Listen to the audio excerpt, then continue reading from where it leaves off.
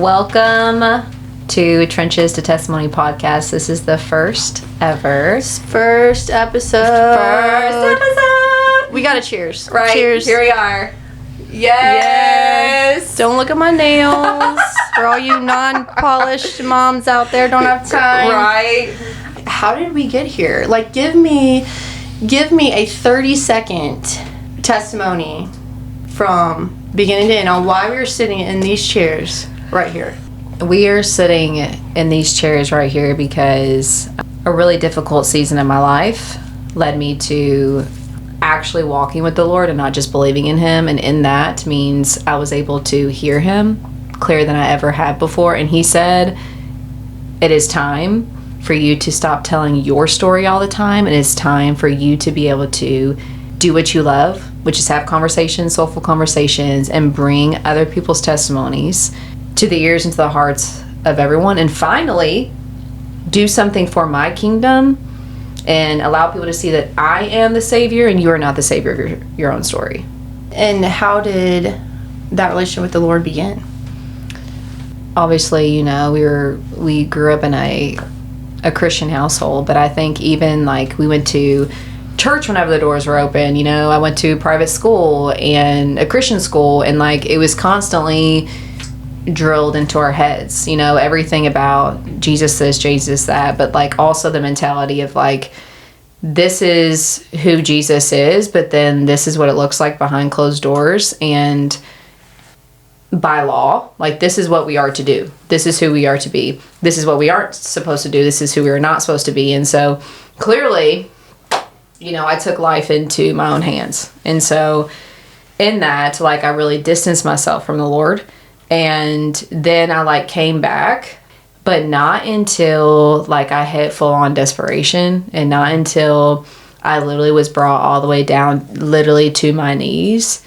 Did I look up and be like, oh, I don't just want you, like I have to have you. And I'm like not getting up like without you. And as you know, like I've used so many vices in my life to get over things or to get through them or to get better. I've written 2 books literally about how people need to do things to heal. And the Lord in this season was like, where am I? Where am I in these chapters? Where He's am going to I? show you. Right. Yeah. And I literally was like I wanted those books to take off, and I wanted those books to literally be like what I could do for forever. No, you wanted those books to show you. Absolutely. And instead, God was like, I'm going to show you me. Yes. I remember when I finally was like, okay, this is what walking with the Lord is. And I remember seeing the Soul Grind page. And I remember looking at the dang license plate on the front of my car. And I remember seeing the books in a room full of boxes and being like, I missed it all. We all have a perception of God. Mm-hmm. But I feel like so many miss that it's a relationship. Oh. And so you going through a godly home, a Christian school, going to church. Mm-hmm. And how many of us do that in this world? Just, it's not about laws. It's not about logistics, not about status. Mm-hmm. It's not about anything. It's about a father. Mm-hmm. And a father, for anyone that has kids, or anyone that is a child of siblings or has friends, really, at this point, we're all different. And so when I say like this is the point that people are missing, is that you're not going to have that walk with faith. You're not going to have that salvation until it's real with your Father, and that looks different for all of us because we are all different. It's one of my favorite parts about having multiple children is I'm like, they're all so different. And so I'm like, honey, what else can we create between the two of us? You know, the same 2 people made 3 people that are so different. Right. They act different. They need different things. I treat them different. They do different things for me. Mm-hmm. And so I think sometimes we just miss in our Christian walk that, you know, it's not cookie cutter. No. It is, you know, God's relationship with you and you alone, the one sheep that left the flock. Oof. And I feel like maybe you wandered a few times away from the flock. He'd be like, dang, there goes Jaydee again. And I only know that because I was like, where are you going? Come back. I know. Which maybe we should back up and say, like, how we got here is I'm the older, wiser sister. And then you came along. No, I'm just kidding. That was a lot of fun. I'm just kidding. That was fun. No, but I think, like, obviously we are sisters. I don't know if we, said that. Yeah. And so we've known each other through all those stages of life. And we've gone through, younger and older sister to, we've always been a part of each other's lives. And now I think we, are friends as well as sisters. And we talked about this before too. Not all sisters are friends, and so that's special as well. When I think of you, I think of the epitome of, like, standing in the gap, because you literally have stood in every single gap. And, like, every single time I wandered, you always, and I've always said this about you, but you always will be honest, but you will always love me. And, like, that is the most beautiful thing ever. And every single time, whether it be, through voicemails, or whether it be through, like, a box of, like, gifts and stuff when I got pregnant, or whether it be through just picking me up when no one else would, whether it be, like, answering the phone calls and, like, being a part of my life and showing up and literally laying in a bed with me and, like, holding me and, like, weeping with me. Like, you've stood in a lot of my gaps. And this season has been the most sacred of standing in the gaps, because we got to, like, do it very differently than we had before. And I think that that's because is that the Lord was in the gap with both of us. And, like, you've always been constant in your faith, and you've always, like, loved the Lord. And even in your hard times, your trials and tribulations, you did always lean on Jesus, and that was not the case for me. And I would be the first one to withdraw. I'd be the first one to leave. I'd be the first one to numb. I'd be the first one to say, like, I don't want anything to do with that. And there was such a sweetness in this season to be able to, like, talk about Jesus and get on our knees together, literally. Like, get on our knees together and pray together, and to point to Scripture and read through Scripture together. In all of our conversations around this hard time had a different type of hope in them. And I also think in that we were able to draw, like, a lot closer. I mean, yeah, you're not only, like, I grew up, like, wanting to always be in your business and being your bestie, and, like, mom forcing you to hang out with me, and it's like, I've always, like, seen you as, like, someone I can look up to and someone I love and someone I want to be around. And, like, now there is such a, like, intimacy in being able to bring Jesus into our relationship. And it was always you bringing Jesus into my life. But now to be able to say, like, we get to be on our knees together in the most difficult seasons is, like, a different type of closeness. Well, and I think you referred to this season as the past year, and just the Lord, you making the Lord's relationship with yourself real, and truly giving your life to Christ is what you're referring to. And I want you to know that season was not just for you. So,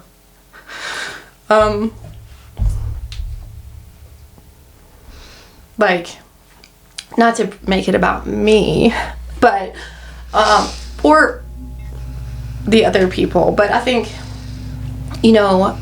God doesn't ask us to do easy things. We volunteer to do the easy things. We want to do the easy things. God comes in and asks us to do the hard things. Not because He wants our life to be hard, but because He wants to show us that we can. That He is there, that He can be with us. Like, we need him because he's given us the abilities, he's given us the talents, he's given us the strength to get through the hard that we would never do on our own, because we would do the easy things. No one has to ask us to do those. And I think when you look in the Bible and you look at all things, Jonah didn't want to go, Daniel didn't want to go, Paul didn't want to go, Moses didn't want to go, Moses was like, I gotta take a friend with me, you know what I mean? Like, that's like what God is asking us to do. And so that's why God gives you the hard. But then in your heart, look at how many people were affected. I mean, look how many people were affected by Jonah and Moses and Paul. And so your heart is not just for you. And it's impacted so many people on so many different levels. So I say all that, my little tangent, to say that during this time of our relationships as sisters, and doing what we need to do best, it was a huge time in my life too, of so much growth and challenge, and just seeing the Lord work and seeing how I laid things out and seeing how you responded and seeing what you did with that, and so there's victory. And I tell everyone, what a beautiful mess it was. And not just in your life. I can say the same things about things in my life. The beautiful mess that the Lord gives us when it's hard and it's ugly and it's uncomfortable. Mm-hmm. I mean, we're meant to be uncomfortable and we're meant to be pushed because that's what makes us better. No one sits up here and talks about all the easy things and how they're so glad those things happened and how they made them a better person. It's gonna be hard things, and that's what this podcast is about. It's about the hard things that are a beautiful mess, that are that holy moment that people are going to be able to come and sit and share, and it hasn't just affected them, it's affected so many people, but also eternity for themselves. But yes, I enjoyed is the wrong word to say that I enjoyed being able to be a part of your journey. But there is a joy that comes with all those hardships. And you talked about embracing, and I can think about multiple times of our life, throughout our whole life, where we've embraced in events that shaped our life. But you've done that for me too. You've done that in so many good moments, through unknowns, parenting, fertility things, insecurities as a woman, all those things, family in general. So anyways, it goes both ways. I remember, I think this too is really beautiful, is I remember when I had to make a lot of really difficult decisions. And I remember walking at a church one night and I was sobbing. I knew I had heard the Lord very clearly about what I needed to do and the decision I need to make. And I knew I could either call someone that was going to tell me to not do it, or I could call you. Because I knew you were going to tell me to do it. And so I remember sitting in that car. I could barely get it out of my mouth.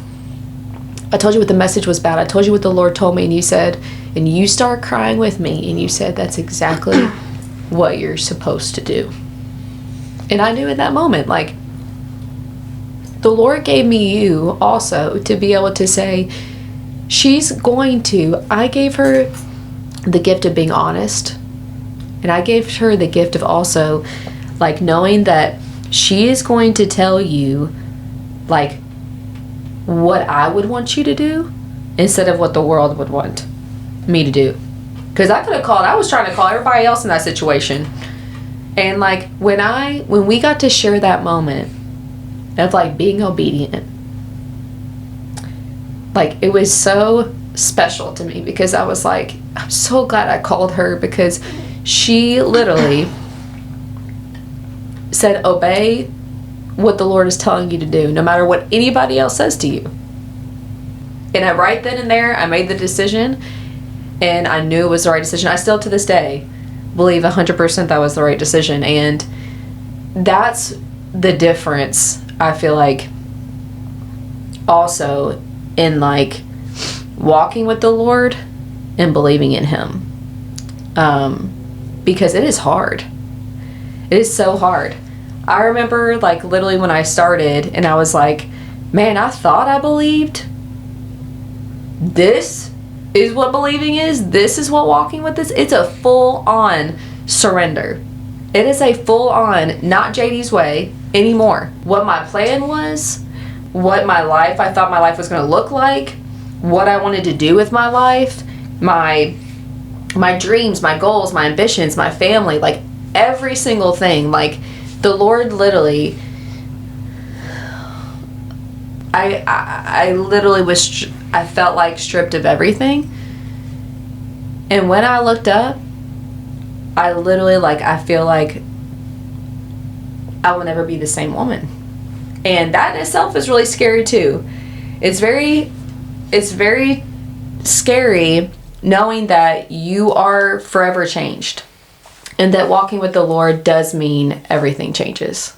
And when the Lord told me a little bit, probably like 6 to 7 months ago, and he was like, he literally said, like, podcast, like, you need to start a podcast. And I remember being like, no, because I also, because of this season of life, I have a fear of the Lord that is real. Like, it is very real. And so now when I hear his voice, I'm like, okay, I need to take a second. I need to evaluate this. Like, is this my voice? Is this the Lord's voice? And so I wrestled with it for a little while until the Lord was like very clear. Because I do not want to be disobedient anymore. I do not want to be disobedient, because I can see what he can do. And that is not a fear in a negative sense. That is a fear of a reverence sense. Like, I know what you can do, because I also know in this season, he has shown me what his faithfulness really looks like. And if I'm obedient, like, he is so faithful. And I've never seen that. In the moments that I struggled the most, he would show up and he would show out, and I would just be like, this is what this is like. This is what this is like. And in that, like, my whole mindset, I feel like, has changed. I just know without a doubt, this podcast, I feel like, is what so many people need. The real, the raw, and the rarely spoken. What a lot of people have difficulty talking about. But that in that, it's not just about the trench. It's about the testimony. It's about the revival. Like, God doesn't want us to be in long, extended seasons of pain and suffering. Like, He wants the redemption. He wants the testimony. He wants the holy woe moments. Like, and he never leaves. He is unwavering. And that is the one thing, when you feel like you are literally, you have nothing left. Literally. Like, when you feel like there is nothing left, the closeness that I have felt with Jesus, I've never felt my entire life. And it makes me want to be desperate all the time. Like, I don't ever want to not be desperate, because I've never felt him, like, so close and so real to where I can hear him. Like, but it took literally everything going away. Everything. To where, like, it literally had to be, okay, Jaydee, it's me and you. And I remember telling you at one point, I said, the Lord wants me on my knees. I feel like that's exactly where I'm supposed to be. Like, right here. And I'm fully surrendered. There is one verse that, like, I feel like resonates with this season so much, and, like, allows God to be so clear for the people that literally, like, don't have words. They don't understand. And literally they just have groans and moans. Like, that's all we got. Like, I don't even know what I'm asking for. I don't know what it is. I don't know how to get up from here. I don't know what I'm doing. And it's Romans 8. It literally is titled Present Suffering and Future Glory, which I think is so beautiful. And it says, in the same way, it's 8:26. In the same way, the Spirit helps us in our weakness. We do not know what we ought to pray for, but the Spirit himself intercedes for us through wordless groans. And he who searches our hearts knows the mind of the Spirit, because the Spirit intercedes for God's people in accordance with the will of God. In this season of life, I was groaning and I was moaning and I was pleading and I was crying and I was wrestling for something specific. And I was just distraught about it. And I was literally, my prayer was that exact same thing over and over and over and over again. And like, the Lord knows, and the Lord knew, like, where he wanted to put me and like what his plan was for me. And I was praying for something. And I remember the day that prayer was not happening. And I remember being like, I told God, I refuse this testimony. I refuse it. I'm not going to do it. I refuse it. I'm tired of being strong. I'm tired of doing all these things. But like, I refuse this. This is not how it's going to go. He heard my groans and my moans. And he did not give me what I asked for and what I was praying for. But he knew what I needed. I think you can go back to, God is our Father again, and just being like, if you think about a relationship with a father, it changes. It changes as an infant. You have that father that needs you as an adolescent, as a toddler, as an adolescent, as a teen, as a grown woman. And that's the same for God our Father. Like, he has been there through all of the life in different ways, and you've chosen to listen or not listen, or you've chosen to have that relationship with you, which is also what makes it so wonderful, is it's your choice. And so I just hear that, and I think, like, as a parent, we don't want our kids to groan and moan, and we don't want them to suffer. We don't want them to have all those things, but we know that's how they learn.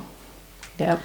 And what a beautiful relationship with the Lord that you have, or that we all have, because too, once again, it's unique and it's special. But if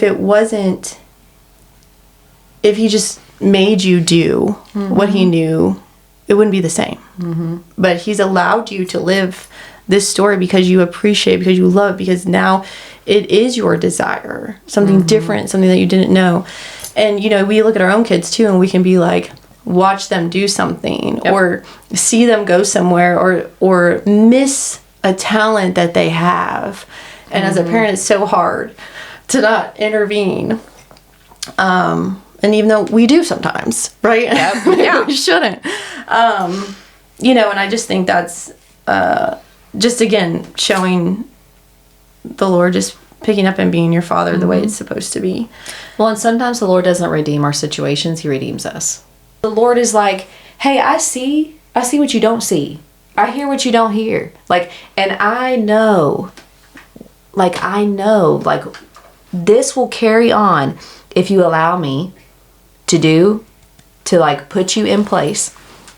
And if you allow me to intercede, like, that's the thing, is like, I can set you apart in a sacred place where like my plan prevails, right? And like, but in the moment, you don't want that. You want what you're asking for, like, and that was half of my problem with where I was at, is that like,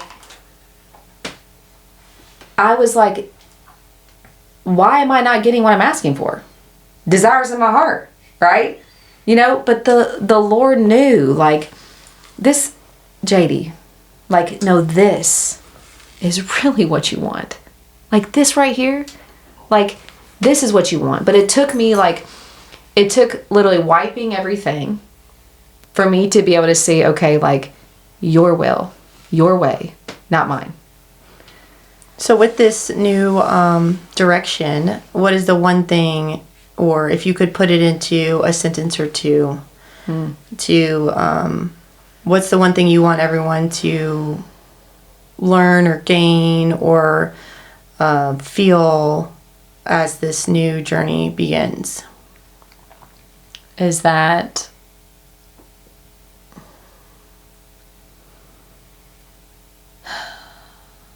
like, won't God do it? Because like, your trenches don't have to stay your trenches. Like, they can be testimonies, and like, you can be used in whatever dark season you're in, whatever you're wrestling with. Like, stop looking to the world, get into the Word, and realize that like, He does have a plan. Like, we get shaky and we get like fleshy and we want to go do this, and that's in the waiting. The waiting is the hardest part. For sure. Like, in the middle of the struggle, when the pain is the most difficult, that is when we want to choose Him the least. And like, hold on, and like, stay on your knees, get people in your life to keep you in the Word so you don't be drifting, because that happens real fast. Like, I'm a person also, like, I put one toe in the water and I'm like all in, you know, like, I've had to be very, very mindful. And like, we all make mistakes. Grace is, you know, God has grace, but like, at the end of the day, like, hold on, stay focused, like, get in the Word, have good, godly people in your life, and realize that like, He is faithful, but you gotta stay obedient. And you're gonna bring the people. Right. Bring those good, godly people here. Yes. Well, like, and also like, seek good, godly people, you know, get connected. And don't be bold enough to be that good, godly person. I think that's also something in this world that's, you know, it takes strength and boldness to be that one, to be that leader. Mm-hmm. Well, and also know that this like, the walk with the Lord, you don't just get like, you know, dunked and go get baptized and then you're like all brand new person. Like, the refining process is very painful. Like, God shows you things that like, He is going to, in your heart, say like, hey, like, this is a conviction, this is something that might need to change, or this is something you need to like work on, or like, whether it be resentment or, you know, forgiveness, or whether it be what you listen to or what you're doing, or like any of that kind of stuff. Like, He is refining you, and as you continue to walk with Him, He will continue to also show you like what pieces in you He wants to refine. But none of that, like, you are not healed like overnight. You're not like, ooh, like, everything's great, blessed, all that kind of things. Like, it is a journey. It's a journey, and it's not an easy one. But that's why you have amazing people to do it with. And I'm hoping, if anything, that this podcast will take some of the scales off the eyes of what people have thought, like, walking with the Lord is like, or what thought that, like, some Christians are like, or that they're struggling with things and nobody talks about. For once, that they can literally tune in and be able to say, okay, like, I can get with this, because this is real, this is raw, this is unmasked. I feel like I can listen, that I can like take in the Word, and I can also like every single day try to draw closer to Him, because none of us are perfect. We're all messy and like all the things, but like, God's the only thing that is going to quench that thirst and fill those aches in your heart, and heal those wounds. He's it. No matter what a book says, no matter what anybody tells you. Now, a little bit of therapy on the side is good too. I'm not gonna throw that out. We need that too. But He's it. Well, I'm excited to hear all the stories. Mm-hmm. Me too. And I'm really, really grateful that we could continue to travel it together.